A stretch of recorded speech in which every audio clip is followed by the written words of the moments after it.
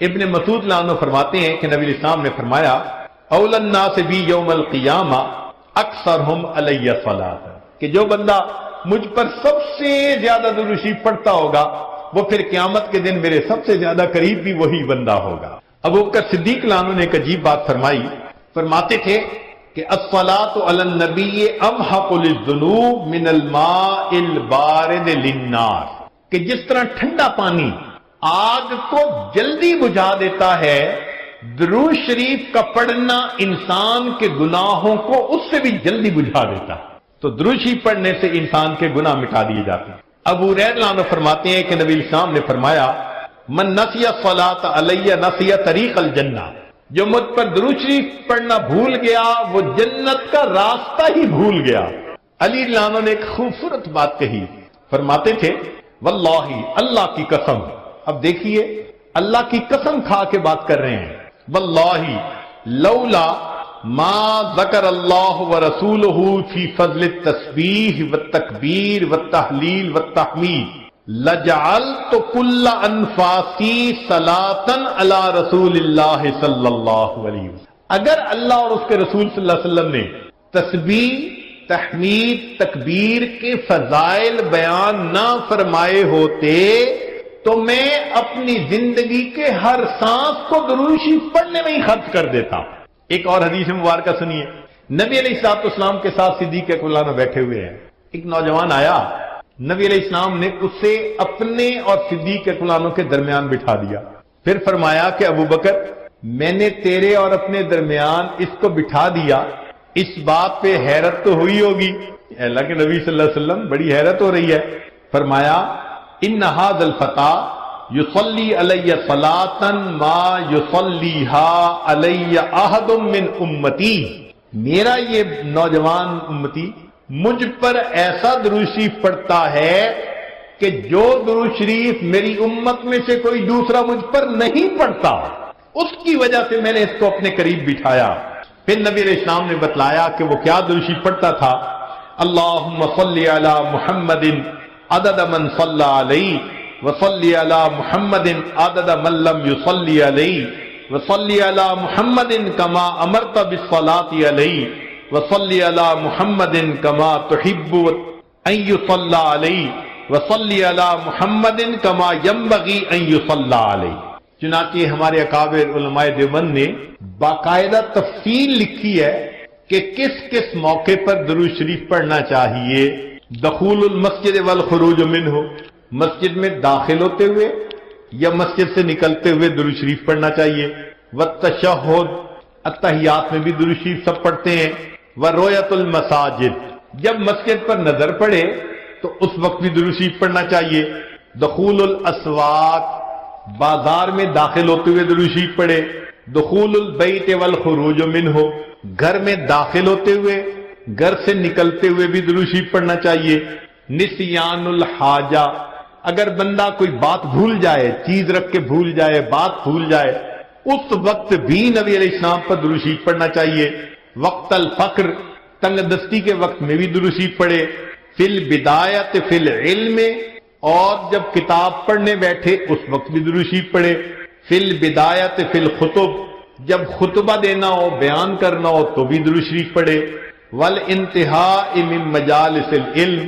جب علم کی مجلس کا اختتام ہو تو بھی درود شریف پڑھے، فی لقاء الاخوان، دو مسلمان بھائی آپس میں ملیں تو بھی درود شریف پڑھے، فی موادعتہم و مفارقتہم، پھر مدارستاً حدیث النبوی، نبی علیہ السلام کی حدیث مبارکہ جو پڑھائی جائے تو اس وقت بھی درود شریف پڑھے، عند تذکرتہ صلی اللہ علیہ وسلم، نبی علیہ السلام کا جب تذکرہ ہو تو درود شریف پڑھے، عند ذکر اصحابہ، حتیٰ کہ نبی علیہ السلام کے صحابہ کا تذکرہ ہو اس وقت بھی درود شریف پڑھے، عند ذکر شیء من معاصرہ، نبی علیہ السلام سے نسبت رکھنے والی کوئی یادگار چیز کا تذکرہ ہو تو اس وقت بھی درود شریف پڑھے، عند دخول المدینہ، مدینہ طیبہ میں داخل ہوتے بھی پڑھے، اور عند المرور علی قبرہ صلی اللہ علیہ وسلم، جب نبی علیہ السلام کے سامنے حاضر ہو مواجہ شریف پر تو اس وقت بھی درود شریف پڑھے۔ درود شریف کے فوائد کیا ہیں؟ کچھ دیر یہ بھی ذرا سن لیجئے. فرمایا انہا سبب لہدایت المصلی وحیات قلبہ، درود شریف کے پڑھنے سے دل زندہ ہوتا ہے اور پڑھنے والے کو اللہ ہدایت کے اوپر رکھتے ہیں. انہا سبب لزیادت محبت رسول اللہ صلی اللہ علیہ وسلم، درود شریف کے زیادہ پڑھنے سے نبی علیہ الصلوۃ والسلام کے ساتھ زیادہ محبت بڑھ جاتی ہے. انہا سبب لزیادت محبت العبد لرسول اللہ صلی اللہ علیہ وسلم، جو درود شریف زیادہ پڑھتا ہے اس بندے کی محبت نبی علیہ السلام کے قلب مبارک میں بھی زیادہ ہو جاتی ہے. انہا سبب قرب العبد من ربہ یوم القیامہ، درود شریف کا زیادہ پڑھنا قیامت کے دن اللہ رب العزت کے قرب کا سبب بنتا ہے. انہا اداء لشیء من حقہ صلی اللہ علیہ وسلم، نبی علیہ الصلوۃ والسلام کے جو احسانات ہیں درود شریف کا زیادہ پڑھنا گویا ان احسانات کا بدلہ چکانے والی بات ہے. انہا سبب کفایت اللہ عبدہ ما اہمہ، جو پریشانیاں ہوتی ہیں درود شریف کے صدقے اللہ رب العزت ان پریشانیوں کو ختم کر دیتی ہیں. انہا سبب اجابت الدعاء، دعا کی قبولیت کا یہ سبب ہوتا ہے. انہا سبب زکوٰۃ و طہارت للمصلی، جو درود شریف پڑھنے والا ہے اس کا دل اس سے صاف ہوتا ہے، اس کا نفس پاک ہوتا ہے. اور ایسے آدمی کو حدیث میں پاک میں فرمایا کہ جو درود شریف زیادہ پڑھتا ہے وہ بخیل نہیں ہوتا. پھر جو درود شریف زیادہ پڑھتا ہے وہ قیامت کے دن کی حسرت سے بچ جاتا ہے. اور جو درود شریف زیادہ پڑھتا ہے ملائے اعلیٰ میں اس بندے کی تعریفیں بہت ہوتی ہیں، اور اس کے عمر میں اس کے وقت میں اللہ برکتیں عطا فرما دیتے ہیں. اور انہا سبب لتثبیت قدم العبد علی الصراط، جو بندہ درود شریف زیادہ پڑھتا ہے قیامت کے دن پل صراط سے گزرتے ہوئے اس کے پاؤں اتنے مضبوط ہوں گے، درود شریف زیادہ پڑھا ہوگا.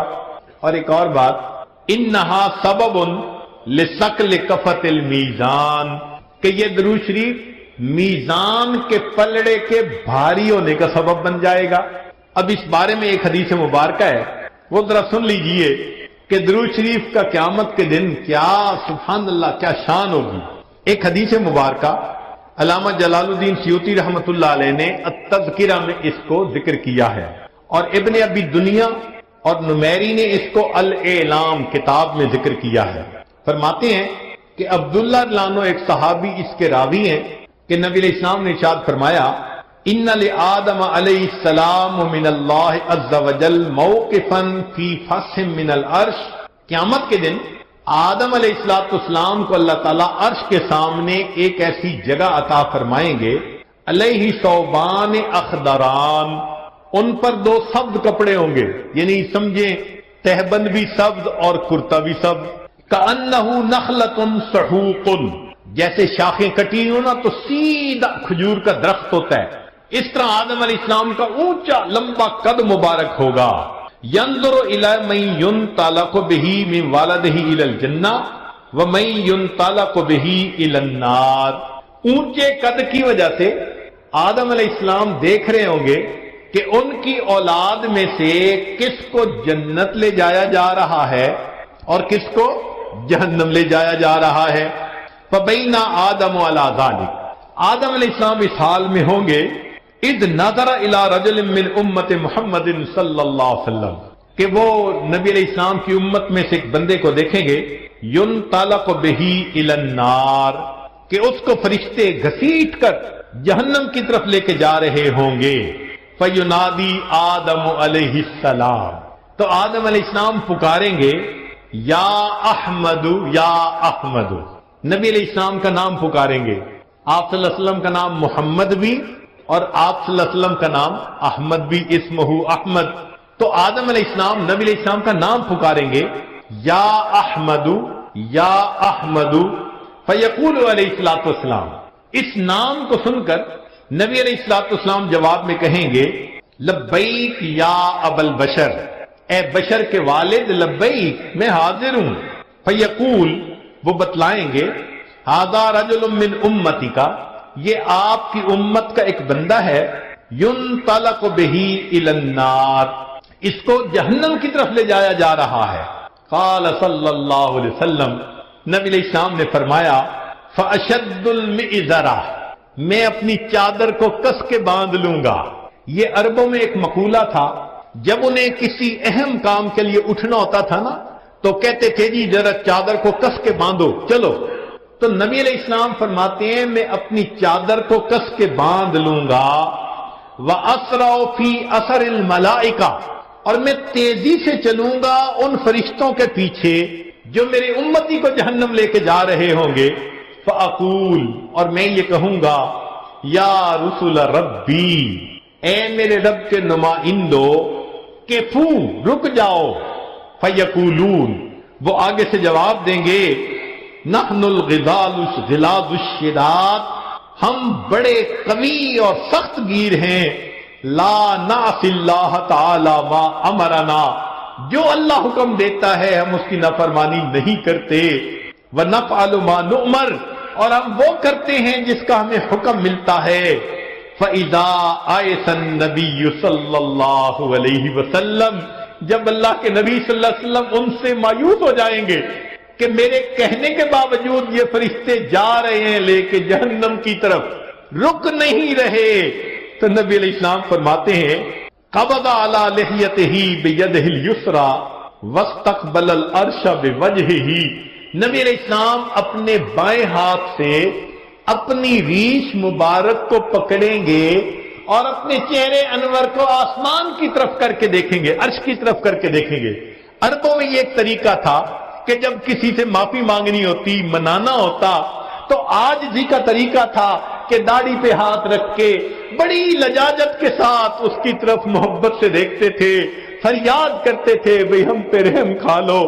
نبی علیہ السلام جب فرشتوں کو دیکھیں گے کہ وہ رک نہیں رہے، میری امتی کو لے کے جہنم میں جا رہے ہیں، آقا صلی اللہ علیہ وسلم فرماتے ہیں میں اپنی بایاں ہاتھ اپنی ریش کے اوپر رکھوں گا اور میں آسمان عرش کی طرف اپنے چہرے انور کے ساتھ دیکھوں گا۔ پھر نبی علیہ السلام فیقول فرمائیں گے یا ربی قد وعدتنی اللہ تخزینی فی امتی، اے اللہ آپ نے وعدہ نہیں فرمایا تھا میری امت کے معاملے میں آپ مجھے رسوا نہیں فرمائیں گے۔ فیاتی النداء من قبل العرش، عرش کے اوپر سے ایک آواز آئے گی اطیعوا محمدا، او میرے فرشتوں محمد صلی اللہ علیہ وسلم کی اطاعت کرو، وردوا ھذا العبد الی المقام، اور اس بندے کو واپس جہاں سے لائے تھے میزان کے قریب وہیں جا کر چھوڑ کر آؤ۔ چنانچہ وہ فرشتے اس بندے کو وہاں جا کر چھوڑیں گے۔ فَيُخْرِجُ صلی اللہ علیہ وسلم، اب دوبارہ وزن شروع ہوگا۔ نبی علیہ السلام ایک چھوٹا سا کاغذ کا پرزہ بطاقتن، کاغذ کا پرزہ نکالیں گے، بیضاء، سفید ہوگا، کل انملتے، جیسے انگلی کا پورا ہوتا ہے اس کے برابر ہوگا۔ فَيُلْقِيهَا فِي كَفَةِ الْمِيزَانِ الْيُمْنَى، اس کاغذ کے ٹکڑے کو نبی علیہ السلام نیکیوں کے پلڑے میں ڈال دیں گے۔ وَهُوَ يَقُولُ بسم اللہ، اور نبی علیہ السلام ڈالتے ہوئے بسم اللہ فرمائیں گے۔ فَتَرْجِعُ الْحَسَنَاتُ عَلَى السَّيِّئَاتِ، نیکیوں کا پلڑا بھاری ہو جائے گا، گناہوں کا پلڑا ہلکا ہو جائے گا۔ فَيُنَادِ الْمُنَادِي، ندا دے گا وہ ندا دینے والا، سوئدہ و سوئدہ جدہ، یہ بندہ اس کے اجداد سعید بن گئے، اس کی نیکیاں زیادہ ہو گئیں۔ وثقلت موازینہ، انطلقوا بہ الی الجنہ، اب اس کو جنت لے کر جاؤ۔ فیقول یا رسول ربی، جب جنت لے جانے لگیں گے تب وہ بندہ کہے گا اے میرے رب کے نمائندوں فرشتوں، کیفو ذرا رک جاؤ، حتی اسأل ھذا العبد الکریم علی ربہ، حتیٰ کہ میں اس کریم بندے سے ذرا معلوم تو کر لوں۔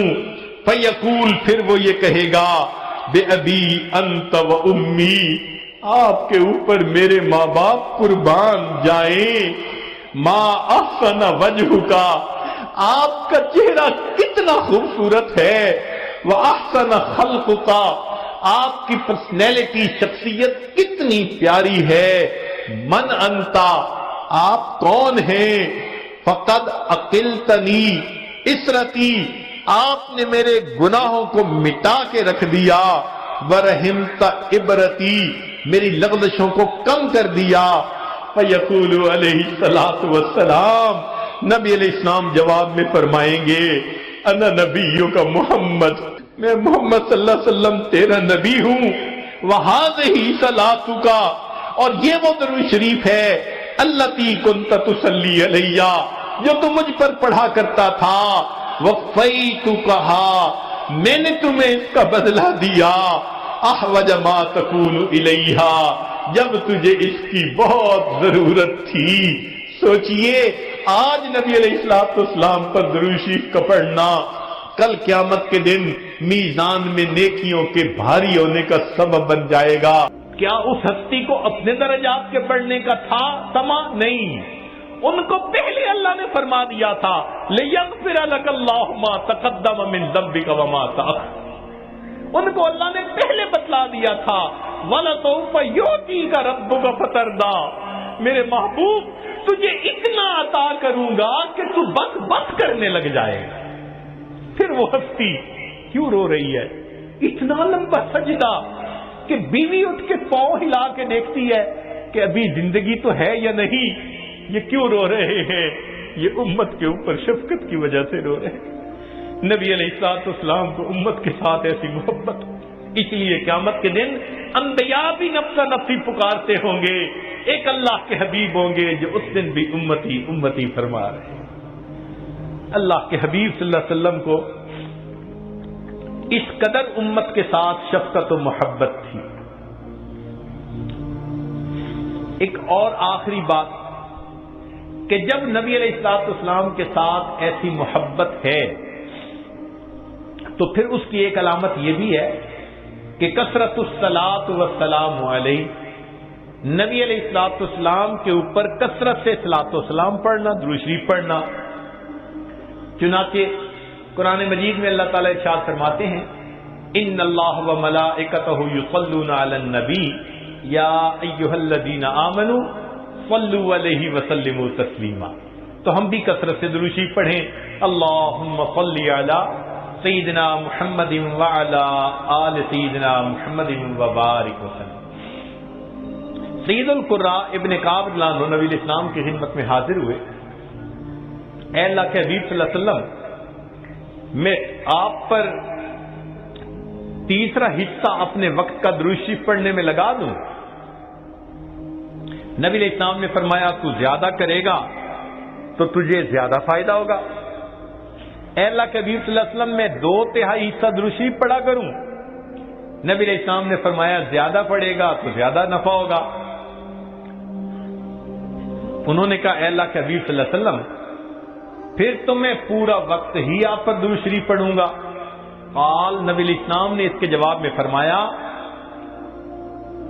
کہ اذن یغفر ذنبک وتکفی ہمک، اگر تو ہر وقت مجھ پر درود شریف پڑھے گا اللہ پھر تیرے سب گناہوں کو معاف کر دیں گے اور تیرے تمام غموں کو اللہ ختم فرما دیں گے۔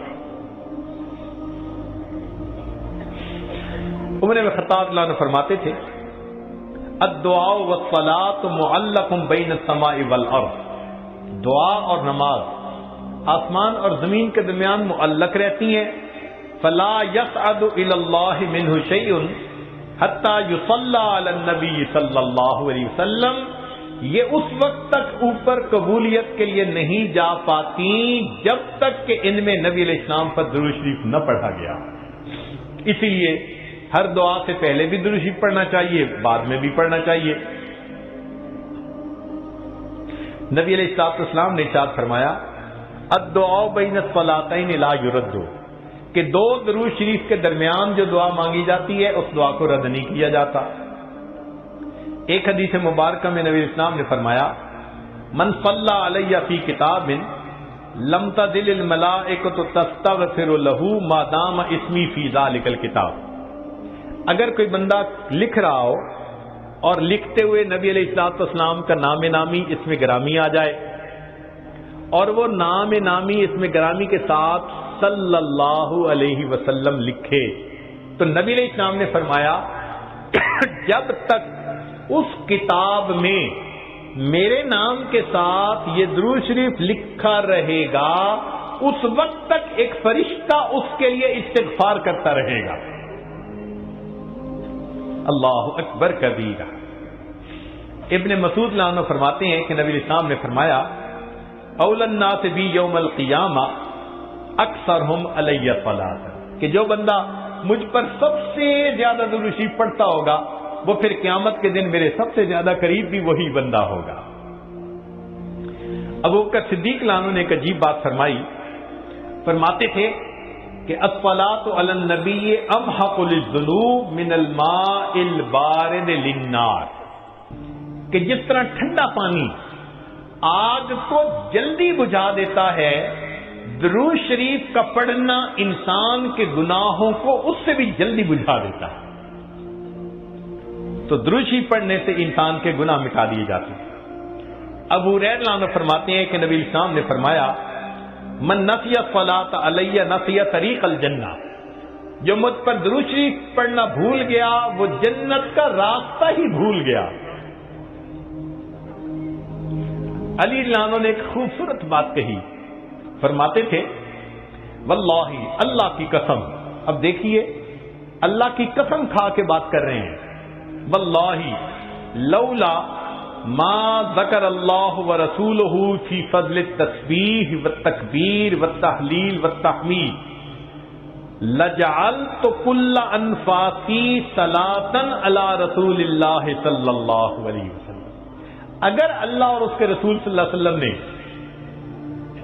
تسبیح، تحمید، تکبیر کے فضائل بیان نہ فرمائے ہوتے تو میں اپنی زندگی کے ہر سانس کو درود شریف پڑھنے میں ہی خرچ کر دیتا. ایک اور حدیث مبارکہ سنیے. نبی علیہ الصلوۃ والسلام کے ساتھ صدیق اکبر میں بیٹھے ہوئے ہیں. ایک نوجوان آیا، نبی علیہ السلام نے اسے اپنے اور صدیق اکبر کے درمیان بٹھا دیا. پھر فرمایا کہ ابو بکر، میں نے تیرے اور اپنے درمیان اس کو بٹھا دیا، اس بات پہ حیرت تو ہوئی ہوگی. اللہ کے نبی صلی اللہ علیہ وسلم بڑی حیرت ہو رہی ہے. فرمایا ان ھذا الفتى یصلی علی صلاۃ ما یصلیھا علی احد من امتی، میرا یہ نوجوان امتی مجھ پر ایسا درود شریف پڑھتا ہے کہ جو درود شریف میری امت میں سے کوئی دوسرا مجھ پر نہیں پڑھتا. اس کی وجہ سے میں نے اس کو اپنے قریب بٹھایا. پھر نبی علیہ السلام نے بتلایا کہ وہ کیا درود شریف پڑھتا تھا. اللہم صلی علی محمد عدد من صلی علیہ وصلی علی محمد عدد من لم یصلی علیہ وصلی علی محمد کما امرت بالصلاۃ علیہ وصلی علی محمد کما تحب ان یصلی علیہ وصلی علی محمد کما ینبغی ان یصلی علیہ. چنانچہ ہمارے اکابر علماء دیوبند نے باقاعدہ تفصیل لکھی ہے کہ کس کس موقع پر درود شریف پڑھنا چاہیے. دخول المسجد والخروج منہ، مسجد میں داخل ہوتے ہوئے یا مسجد سے نکلتے ہوئے درود شریف پڑھنا چاہیے. والتشہد، اتحیات میں بھی درود شریف سب پڑھتے ہیں.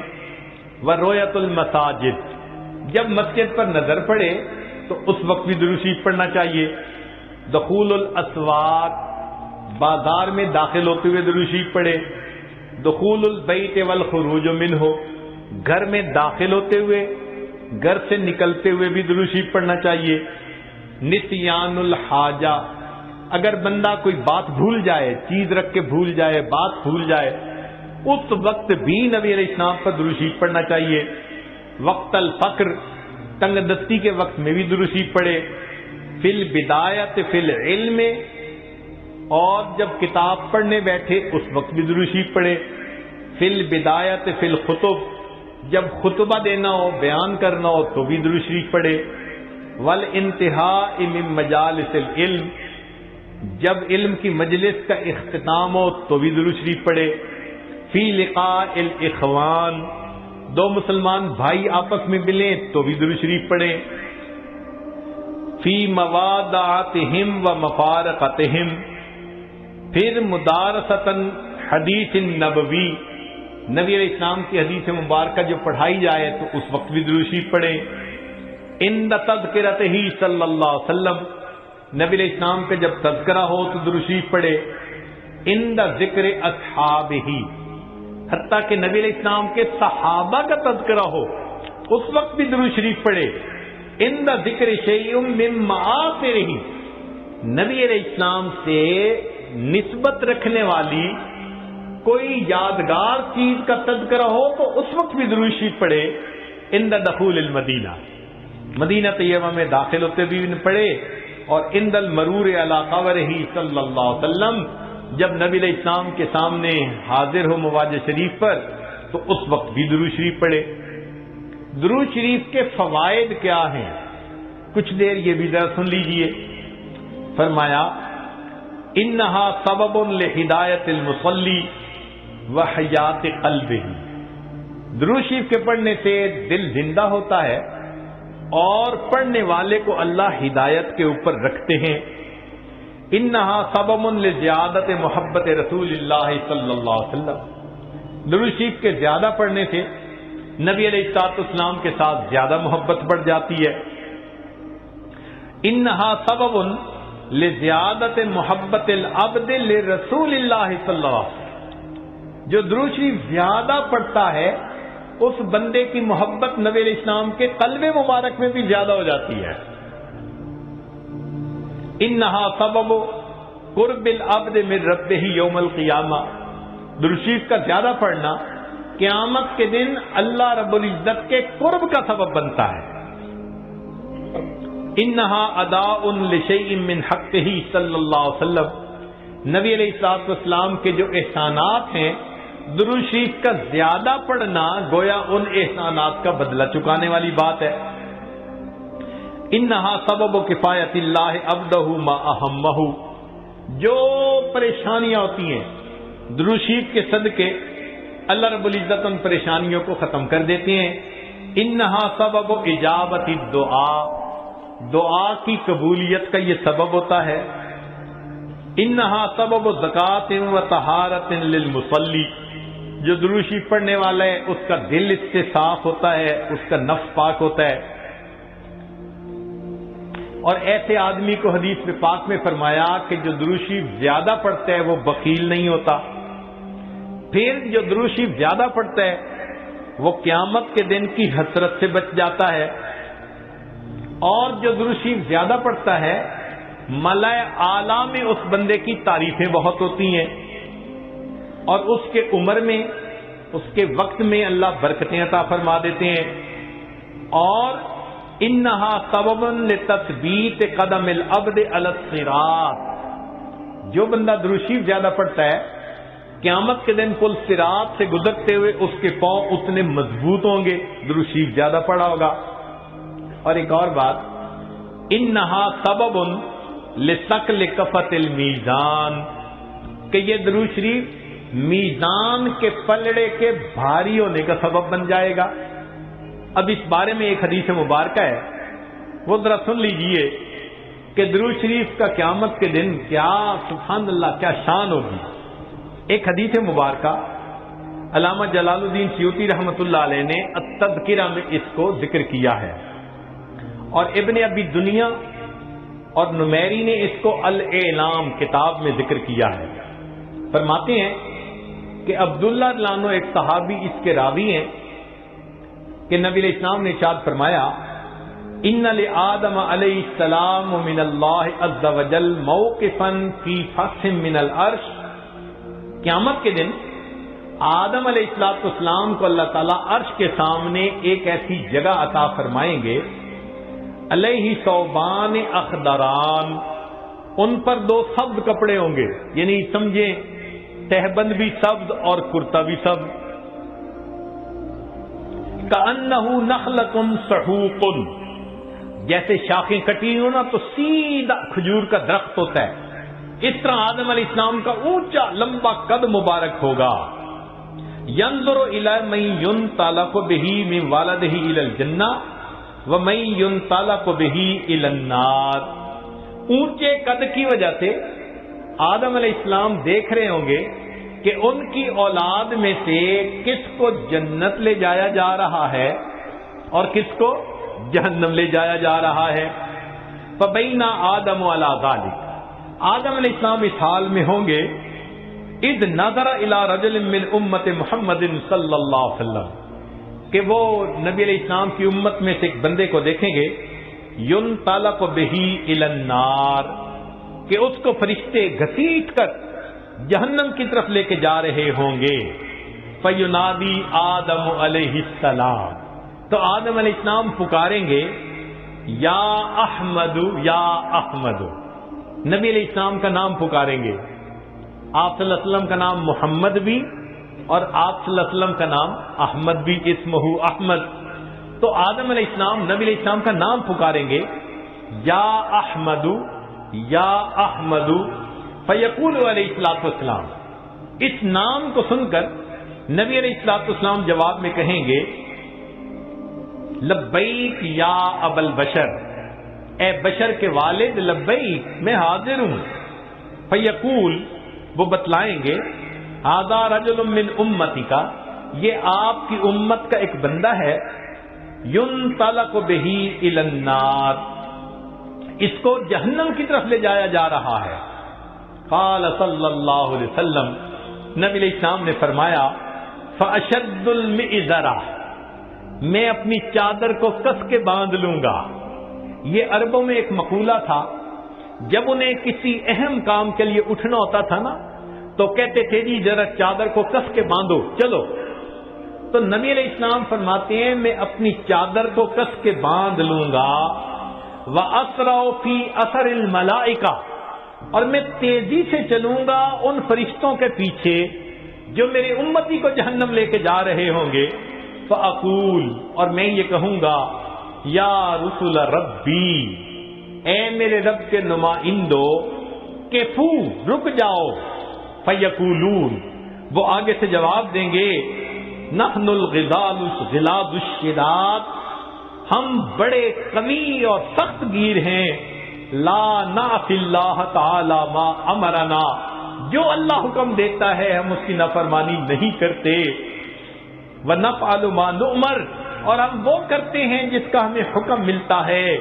فَإِذَا آیَسَ النَّبِيُّ صلی اللہ علیہ وسلم، جب اللہ کے نبی صلی اللہ علیہ وسلم ان سے مایوس ہو جائیں گے کہ میرے کہنے کے باوجود یہ فرشتے جا رہے ہیں لے کے جہنم کی طرف، رک نہیں رہے، تو نبی علیہ السلام فرماتے ہیں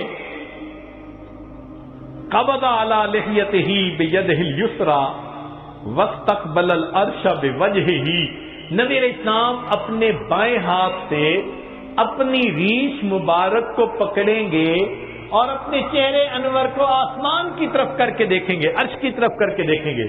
عربوں میں یہ ایک طریقہ تھا کہ جب کسی سے معافی مانگنی ہوتی، منانا ہوتا، تو آج بھی کا طریقہ تھا کہ داڑھی پہ ہاتھ رکھ کے بڑی لجاجت کے ساتھ اس کی طرف محبت سے دیکھتے تھے، فریاد کرتے تھے بھئی ہم پہ رحم کھا لو. نبی علیہ السلام جب فرشتوں کو دیکھیں گے کہ وہ رک نہیں رہے، میری امتی کو لے کے جہنم میں جا رہے ہیں، آقا صلی اللہ علیہ وسلم فرماتے ہیں میں اپنی بایاں ہاتھ اپنی ریش کے اوپر رکھوں گا اور میں آسمان عرش کی طرف اپنے چہرے انور کے ساتھ دیکھوں گا. پھر نبی علیہ السلام فیقول فرمائیں گے یا ربی قد وعدتنی اللہ تخزینی فی امتی، اے اللہ آپ نے وعدہ نہیں فرمایا تھا میری امت کے معاملے میں آپ مجھے رسوا نہیں فرمائیں گے. فیاتی النداء من قبل العرش، عرش کے اوپر سے ایک آواز آئے گی اطیعوا محمدا، او میرے فرشتوں محمد صلی اللہ علیہ وسلم کی اطاعت کرو. وردوا ھذا العبد الی المقام، اور اس بندے کو واپس جہاں سے لائے تھے میزان کے قریب وہیں جا کر چھوڑ کر آؤ. چنانچہ وہ فرشتے اس بندے کو وہاں جا کر چھوڑیں گے. فیخرج صلی اللہ علیہ وسلم، اب دوبارہ وزن شروع ہوگا. نبی علیہ الصلوۃ والسلام ایک چھوٹا سا کاغذ کا پرزہ بطاقتن، کاغذ کا پرزہ نکالیں گے، بیضاء سفید ہوگا، کل انملتے جیسے انگلی کا پورا ہوتا ہے اس کے برابر ہوگا، فیلقیھا فی کفۃ المیزان الیمنی، اس کاغذ کے ٹکڑے کو نبی علیہ السلام نیکیوں کے پلڑے میں ڈال دیں گے، وہو یقول بسم اللہ، اور نبی علیہ السلام ڈالتے ہوئے بسم اللہ فرمائیں گے، فترجع الحسنات علی السیئات، نیکیوں کا پلڑا بھاری ہو جائے گا، گناہوں کا پلڑا ہلکا ہو جائے گا، فینادی المنادی، ندا دے گا وہ ندا دینے والا، سوئدہ و سوئدہ جدہ، یہ بندہ اس کے اجداد سعید بن گئے، اس کی نیکیاں زیادہ ہو گئیں، وثقلت موازینہ، انطلقوا بہ الی الجنہ، اب اس کو جنت لے کر جاؤ، فیقول یا رسول ربی، جب جنت لے جانے لگیں گے تب وہ بندہ کہے گا، اے میرے رب کے نمائندوں فرشتوں، کیفو ذرا رک جاؤ، حتی اسأل ھذا العبد الکریم علی ربہ، حتیٰ کہ میں اس کریم بندے سے ذرا معلوم تو کر لوں، فیقول، پھر وہ یہ کہے گا، بے ابی انت و امی، آپ کے اوپر میرے ماں باپ قربان جائیں، ما احسن وجہک، آپ کا چہرہ کتنا خوبصورت ہے، واحسن خلقک، آپ کی پرسنالٹی شخصیت کتنی پیاری ہے، من انتا، آپ کون ہیں، فقد عقلتنی اسرتی، آپ نے میرے گناہوں کو مٹا کے رکھ دیا، ورحمت عبرتی، میری لغزشوں کو کم کر دیا، فیقول علیہ الصلوۃ والسلام، نبی علیہ السلام جواب میں فرمائیں گے، انا نبیوں کا محمد، میں محمد صلی اللہ علیہ وسلم تیرا نبی ہوں، وہذہ صلاتک، اور یہ وہ درود شریف ہے، التی کنت تصلی علیہ، جو تم مجھ پر پڑھا کرتا تھا، وفیتکھا، میں نے تمہیں اس کا بدلہ دیا، احوج ما تکون الیہ، جب تجھے اس کی بہت ضرورت تھی۔ سوچئے آج نبی علیہ السلام پر درود شریف کا پڑھنا کل قیامت کے دن میزان میں نیکیوں کے بھاری ہونے کا سبب بن جائے گا۔ دعا ہے اللہ رب العزت ہمیں اپنے حبیب صلی اللہ علیہ وسلم کی سچی محبت عطا فرمائے، ان کا احترام، ان کی عزت اکرام وہ بھی دل میں عطا فرمائے، ان کی سنتوں کی محبت کے ساتھ اتباع کرنے کی بھی توفیق عطا فرمائے، اور کثرت سے درود شریف پڑھ کر نبی علیہ السلام کی محبت کو دل میں بھرنے کی توفیق عطا فرمائے۔ ابراہیم علیہ السلام کو اس دنیا میں مقام نفی میں کمال حاصل ہوا۔ ابراہیم علیہ السلام کو اس دنیا میں مقام نفی میں کمال ہوا، انہوں نے ماں سوا کی نفی کر دی، فرمایا ان صلاتی و نسکی و محیای و مماتی للہ رب العالمین، اور پھر فرمایا کہ میرے یہ حکم ہوا وما انا من المشرکین، اور میں مشرکین میں سے نہیں ہوں، انی وجہت وجہی للذی فطر السماوات والارض حنیفا وما انا من المشرکین۔ تو نفی کر دی انہوں نے معبودوں کی، ایک اللہ کے اوپر ایسا ایمان تھا کہ ماں سوا کے بتوں کو توڑ کے رکھ دیا۔ یہ ابراہیم علیہ السلام کے اس دنیا میں کمال تھا۔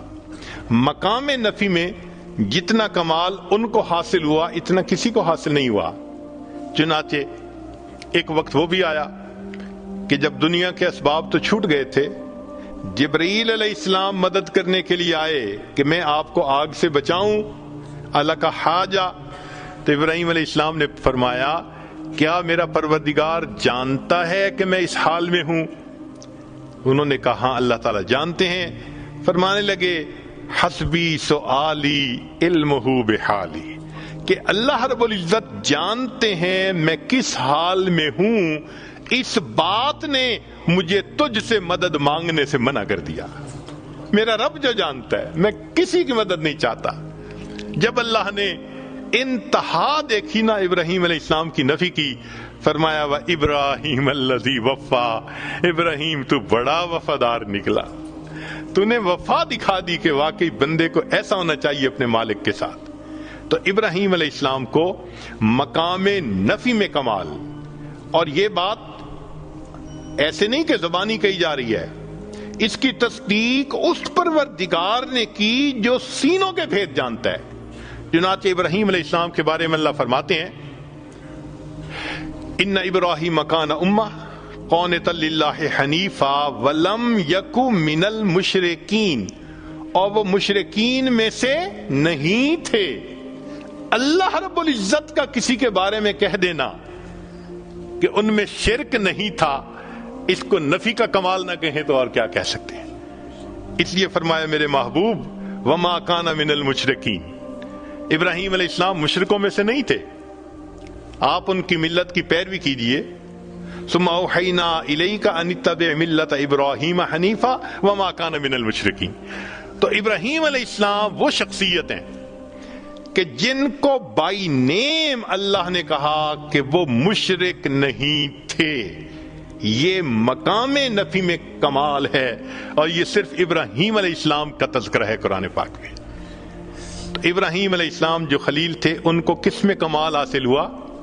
مقام نفی میں، یعنی ما سوا جو باطل معبود ہیں ان کی انہوں نے کامل نفی کر کے دکھا دی۔ اور اللہ کے محبوب صلی اللہ علیہ وسلم کا معاملہ وہ کچھ اور ہے، ان کو اللہ نے مقام نفی میں بھی کمال عطا فرمایا اور مقام اثبات میں بھی کمال عطا فرمایا۔ ذرا غور کیجئے گا، مقام نفی میں بھی کمال عطا فرمایا اور مقام اثبات میں بھی کمال عطا فرمایا۔ وہ کیسے؟ ہم اور آپ جتنے ہیں نا، ہمارا ایمان بن دیکھے، اب بن دیکھے اور دیکھے میں فرق تو ہوتا ہے نا۔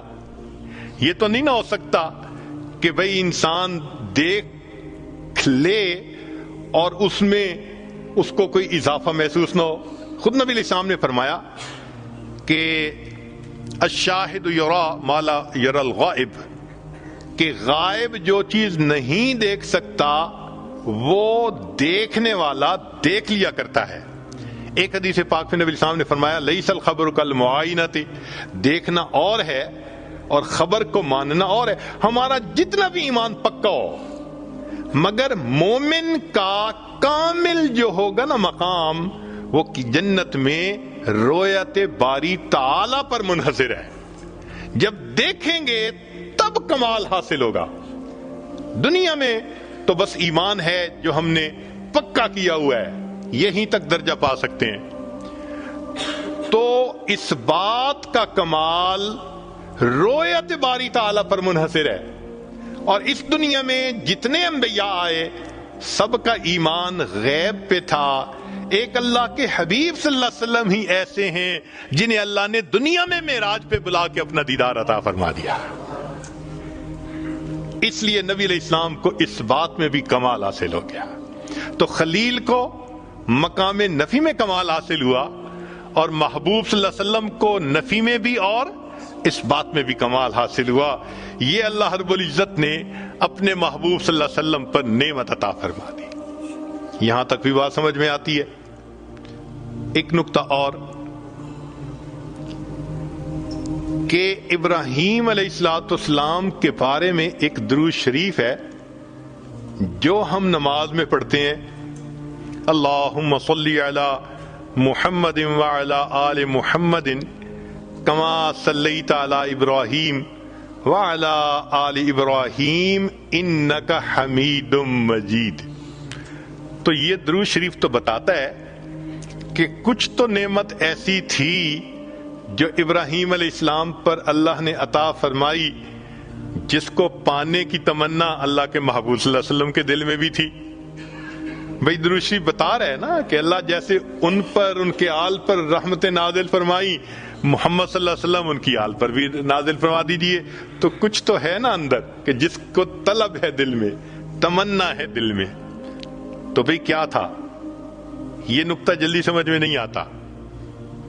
چلیں کچھ سادے لفظوں میں کھولنے کی کوشش کرتے ہیں، اس کو حقیقی طور پہ تو امام ربانی حضرت مجدد الفسانی رحمت اللہ علیہ نے اپنے مکتوبات میں کھولا ہے۔ دل خوش ہوتا ہے اس کی تفصیلات کو پڑھ کر، تاہم قصہ مختصر یہ ہے کہ محبت دو طرح سے ہوتی ہے، ذرا غور فرمائیے گا۔ محبت دو طرح سے ہوتی ہے، ایک کو کہتے ہیں محبت ذاتی، کہ ذات سے محبت ہو، جیسے ماں کو بیٹے سے ہوتی ہے۔ اپنے بیٹے سے ہر ماں کو محبت، معذور ہو، کمزور ہو، شکل رنگ کا جیسا بھی ہو، ماں کو محبت ہے، یہ محبت ذاتی کہلائیں گے۔ اور ایک محبت صفاتی ہوتی ہے کہ صفات کی وجہ سے محبت کا ہونا، ہمیں بھی کوئی خوبصورت بیبی مل جائے، ہم اس کو پیار کرتے ہیں، محبت کا اظہار کرتے ہیں، کیوں؟ خوبصورت ہوتا ہے۔ اور جو بچہ لکھا پڑھا صفات والا ہو وہ سب کو اچھا لگتا ہے۔ تو معلوم ہوا کہ محبت کے دو انداز ہوتے ہیں، ایک انداز کو کیا کہتے ہیں؟ محبت ذاتی، اور دوسرے انداز کو کیا کہتے ہیں؟ محبت صفاتی۔ یہ دو الگ الگ انداز ہیں۔ اب ذرا غور کیجئے گا، اللہ رب العزت کو اپنے محبوب صلی اللہ علیہ وسلم سے بھی محبت تھی، مگر وہ محبوبیت ذاتی تھی، ذات سے محبت تھی۔ اللہ کو اپنے حبیب صلی اللہ علیہ وسلم تھے تو محبت ذاتی تھی نبی علیہ السلام سے، اور ابراہیم علیہ السلام سے بھی محبت تھی، مگر وہ محبت صفاتی تھی۔ وہ محبت کیا تھی؟ صفاتی تھی۔ یہاں تک بات سمجھ میں آ گئی کہ نبی علیہ السلام سے بھی محبت تھی، مگر یہ محبت کیا تھی؟ محبوب آپ کو پیدا نہ کرنا ہوتا تو میں کائنات کو بھی پیدا نہ فرماتا۔ یہ محبت ذاتی تھی۔ اور ابراہیم علیہ السلام سے بھی محبت تھی، اور وہ محبت تو جو محبت ذاتی تھی اس کو محبوبیت کہا، اور جو محبت صفاتی تھی اس کو خلت کہہ دیا۔ اب سنیے کہ نبی علیہ الصلوۃ والسلام پھر درود شریف یہ کیوں پڑھا کرتے تھے؟ وجہ یہ ہے کہ جو ذات سے محبت ہو تو اس بندے کی تمنا یہ ہوتی ہے کہ میرے اندر صفات بھی پوری آ جائیں تاکہ میں کامل ہو جاؤں۔ تو محبوبیت ذاتی والے کی تمنا ہوتی ہے کہ میرے اندر محبوبیت صفاتی بھی کامل آنی چاہیے تاکہ میں کامل محبوب بن جاؤں۔ یہ وہ تمنا تھی اللہ کے نبی علیہ الصلوۃ والسلام کے دل میں، جس وجہ سے فرمایا کرتے تھے اللہم صلی علی محمد وعلی آل محمد کما صلیت علی ابراہیم وعلی آل ابراہیم انک حمید مجید۔ اے اللہ، جو محبوبیت صفاتی ان کو عطا فرمائی تھی، اس دنیا میں مجھے بھی اس میں کامل کر دیجئے تاکہ مجھے محبوبیت ذاتی حاصل، میں اس دنیا میں محبوبیت صفاتی بھی حاصل کر کے دنیا سے چلا جاؤں۔ اگلی بات سنیے کہ نبی علیہ الصلوۃ والسلام نے ارشاد فرمایا، جابر لانو اس کی روایت کرتے ہیں، شیخ الحدیث رحمۃ اللہ علیہ نے فضائل درود میں بھی اس کو نقل کیا کہ ایک درود شریف ہے، اگر اس کو پڑھا جائے تو اس کا ثواب لکھنے میں فرشتوں کو 1000 دن لگ جاتے ہیں۔ ذرا حدیث پاک کے الفاظ پہ غور کیجئے کہ وہ درود شریف ایک مرتبہ پڑھیں تو فرشتے اس کا ثواب لکھتے لکھتے 1000 دن لگا دیتے ہیں۔ اللہم رب محمد صلی علی محمد وعلی آل محمد وجز محمدا صلی اللہ علیہ وسلم ما هو اہلہ۔ اب یہ جو اعمال قیامت کے دن تلیں گے، اس میں نبی علیہ الصلوۃ والسلام کی شفاعت کو اور درود شریف کو بھی بہت زیادہ اہمیت حاصل ہوگی۔ بات لمبی ہو جائے گی، مگر چونکہ مضمون اس سے مطابق سامنے آ گیا تو میں کرتا چلوں کہ حدیث مبارکہ میں آتا ہے، حاکم کی روایت ہے کہ قیامت کے دن بہت بڑا مجمع ہوگا، سارے انسان ایک جگہ جمع ہوں گے۔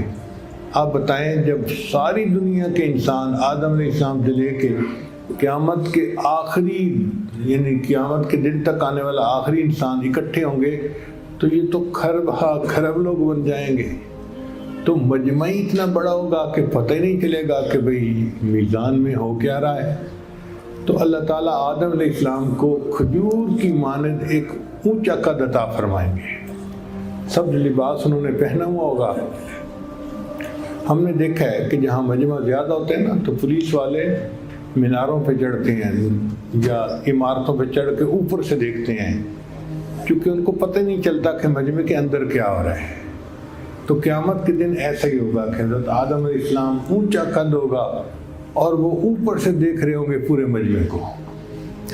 اتنے میں ایک مجمع ہوگا نبی علیہ السلام کی امت کا، جس کا حساب ہوگا اور حکم ہوگا کہ اس کے گناہ زیادہ ہیں، اس کو جہنم میں لے جاؤ۔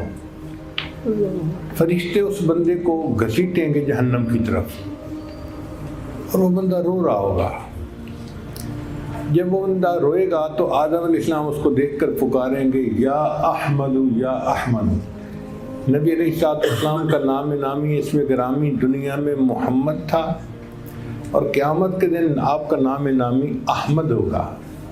تو جب احمد کر کے پکاریں گے تو نبی علیہ السلام فوراً فرمائیں گے، لبیک اے بشر کے باپ، میں حاضر ہوں، آپ کیا کہنا چاہتے ہیں؟ وہ فرمائیں گے، دیکھو آپ کا ایک امتی ہے جس کو جہنم کی طرف فرشتے لے کے جا رہے ہیں۔ تو نبی علیہ السلام ان فرشتوں کے پیچھے چلیں گے تیزی کے ساتھ، اور ان کے قریب جا کر ان کو کہیں گے کہ تم رک جاؤ، ان کو ابھی جہنم نہ لے جاؤ۔ فرشتے آپ کے جواب دیں گے کہ نحن غلاظ شداد، ہم تو بڑے سخت گیر ہیں اور ہم کسی کی بات نہیں سنتے، ہم تو وہ کریں گے جس کا ہمیں اللہ نے حکم دیا۔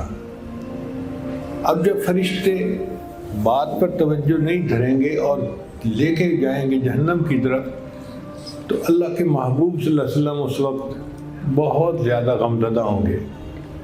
حدیث مبارکہ میں آتا ہے کہ نبی علیہ السلام اپنے بائیں ہاتھ سے اپنی داڑھی مبارک کو پکڑیں گے اور عرش کی طرف دیکھ کر اللہ کے سامنے یہ عرض کریں گے کہ یا اللہ، کیا آپ نے وعدہ نہیں فرمایا تھا یوم لا یخزی اللہ النبی والذین آمنوا معہ، کہ آپ قیامت کے دن مجھے ایمان والوں کو رسوا نہیں فرمائیں گے۔ تو جب نبی علیہ السلام یہ فرمائیں گے تو عرش سے ایک ندا آئے گی، اے میرے فرشتوں، میرے محبوب جو فرما رہے ہیں تم ان کی بات کی اطاعت کرو، اطیعوا محمد۔ تو فرشتے رک جائیں گے، پھر نبی علیہ السلام سے پوچھیں گے، جی آپ ہمیں کیا حکم فرماتے ہیں؟ نبی علیہ السلام فرمائیں گے کہ تم اس کو دوبارہ میزان پر لے جاؤ اور اس کے عملوں کا پھر وزن کرو۔ چنانچہ ایسا بندہ ہوگا کہ فرشتے اس کو دوبارہ میزان پر لے آئیں گے۔ اب اس کی نیکیاں ایک پلڑے میں اور گناہ دوسرے پلڑے میں، گناہوں کا پلڑا بھاری ہوگا اور وہ بندہ پھر پریشان ہوگا کہ دوسری بار وزن کیا گیا اور میرے گناہ پھر بھی بھاری، بس آج تو میں بدبخت بن گیا۔ جب وہ ایسا سوچے گا تو اللہ کے حبیب صلی اللہ علیہ وسلم اپنی جیب سے ایک کاغذ کی چھوٹی سی پرچی نکالیں گے اور نیکیوں کے پلڑے میں ڈال دیں گے، اور وہ اتنی بھاری ہوگی کہ نیکیوں کا پلڑا جھک جائے گا، اور اعلان ہوگا کہ فلاں بندہ فلاں کا بیٹا سعید بن گیا اور جنت میں جانے کا اہل ہو گیا۔ اب جب اس بندے کو حکم ملے گا نا کہ یہ جنت میں جانے والے ہیں تو وہ بندہ حیران ہوگا۔ تو وہ نبی علیہ السلام سے پوچھے گا، آپ کون ہیں؟ آپ کا چہرہ اتنا خوبصورت ہے اور آپ نے میرے مشکل کو آسان کر دیا اور جہنم کی بجائے جنت میں مجھے جانے کا حقدار بنا دیا۔ تو نبی علیہ السلام فرمائیں گے انا نبیو کا محمد، میں تیرا نبی محمد صلی اللہ علیہ وسلم ہوں۔ وہ پوچھے گا اے اللہ کے نبی صلی اللہ علیہ وسلم آپ نے کیا کیا ہے کہ میری نیکیوں کا پلڑ جھک گیا؟ تو نبی علیہ السلام فرمائیں گے پوری زندگی تو میرے اوپر درود شریف پڑھا کرتا تھا، وہ درود شریف کا عمل اس پرچی پر لکھا ہوا تھا، اسے میں نے نیکیوں کے پلڑے میں ڈالا اور اللہ نے نیکیوں کے پلڑے بھی جھکا دیا۔ تو یہ جو حدیث کی طالبات درود شریف پڑھتی ہیں نا کہ قال النبی صلی اللہ علیہ وسلم، یہ صلی اللہ علیہ وسلم درود شریف ہے، مختصر درود شریف ہے، اور پتہ نہیں ایک دن میں یہ تو ہزاروں مرتبہ درود شریف پڑھتی ہیں۔ تو یہ عمل قیامت کے دن بخشش کا سبب بنے گا۔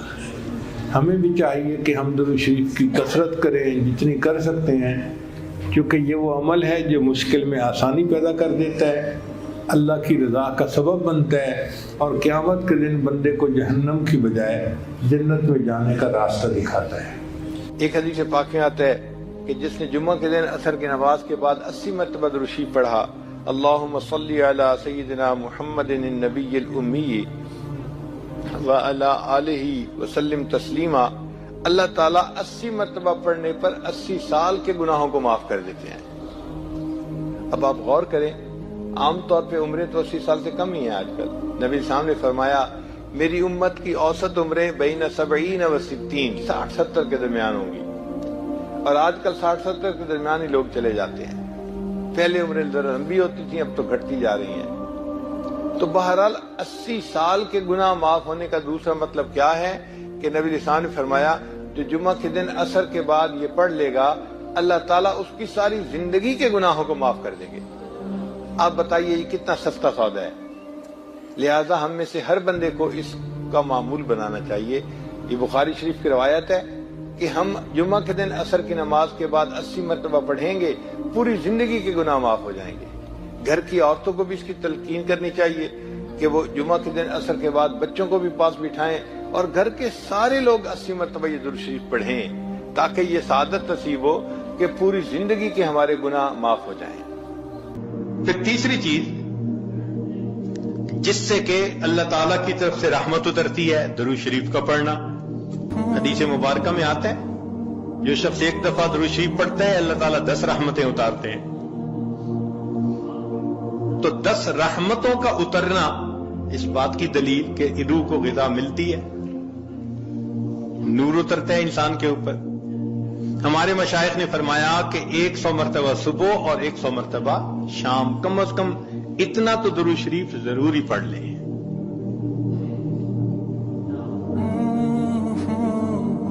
ایک صحابی رضی اللہ عنہ پوچھتے ہیں اللہ کے نبی صلی اللہ علیہ وسلم میں کتنا درود شریف پڑھوں؟ فرمایا زیادہ پڑھ، چوتھائی حصہ زیادہ پڑھو گے تو فائدہ زیادہ۔ اللہ کے نبی صلی اللہ علیہ وسلم آدھا حصہ، بھائی زیادہ پڑھو گے تو زیادہ فائدہ، 3 حصے۔ فرمایا اور زیادہ، تو 4 حصے۔ جب انہوں نے کہا کہ میں پورا وقت درود شریف پڑھنے میں لگا دوں گا، نبی اسلام نے فرمایا اذن یغفر لک ذنبک، تیرے گناہوں کو بخش دیا جائے گا اور تیرے غموں کو تیرے سر سے اتار دیا جائے گا۔ تو درود شریف کے پڑھنے سے اللہ تعالیٰ گناہوں کو معاف کرتے ہیں اور دھو دیتے ہیں۔ صدیق اکبر رضی اللہ عنہ فرمایا کرتے تھے کہ ٹھنڈا پانی آگ کو اتنا جلدی نہیں بجھاتا جتنا جلدی درود شریف کا پڑھنا انسان کے دلوں کی ظلمت کو مٹا دیتا ہے۔ سیدنا علی رضی اللہ عنہ فرمایا کرتے تھے کہ اگر اللہ تعالیٰ اور اس کے رسول صلی اللہ علیہ وسلم نے تسبیح، تکبیر، تحمید، تحلیل ان کے فضائل نہ بتائے ہوتے تو میں اپنا پورا وقت درود شریف کے پڑھنے میں گزار دیتا۔ تو ہم بھی درود شریف پڑھیں، کم از کم 100 مرتبہ صبح اور 1 مرتبہ شام۔ اس سے کیا ہوگا کہ دل کو غذا پہنچ جائے گی۔ ہمارے حضرت مرشد عالم رحمۃ اللہ علیہ کے